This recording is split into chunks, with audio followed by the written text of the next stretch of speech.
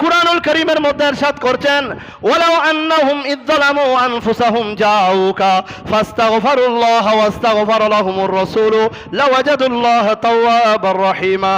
হে আমার বান্দাগণ, তোমরা যখন তোমাদের আত্মার উপরে, নফসের উপরে জুলুম করো, জাউকা তোমরা চলে যাও নবীর দরবারে, ওয়া জাউকা গিয়ে কি করো, ওয়াস্তাগফিরুল্লাহ আল্লাহর কাছে ক্ষমা চাও, ওয়াস্তাগফারা লাহুমুর রাসূল যখন তোমার পক্ষে আমার নবী সুপারিশ করবে, শাফায়াত করবে, তখন আমি আল্লাহকে তুমি তওবা কবুলকারী দয়ালু হিসেবে পেয়ে যাবে।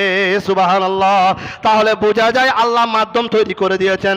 পৃথিবীর জমিনের মধ্যে এমন কোনো কিছু নাই মাধ্যম ছাড়া আপনি কিছুই পাবেন না। তবে এটা আল্লাহর সুন্নত, আল্লাহর শিক্ষা। মাধ্যম ছাড়া যদি পৃথিবী হতো তাহলে কেউ কাউকে মানতো না, ভালোবাসতো না, কেউ কাউকে সম্মান করতো না। প্রিয় হাজরিন, আল্লাহ দাপে দাপে সৃষ্টি করেছেন। আল্লাহ যেখানে কুন বললে ফায়াকুন হয়ে যায়। ইদা কদা আমরান ফাইন্নামা ইয়াকুলু লাহু কুন ফায়াকুন। আল্লাহ যখন আদেশ করে হয়ে যায়, তাহলে আল্লাহ কেন 6 দিনে পৃথিবী সৃষ্টি করেছেন? সুবহানাল্লাহ। দাপে দাপে সৃষ্টি করেছেন, ক্রমান্বয়ে সৃষ্টি করেছেন।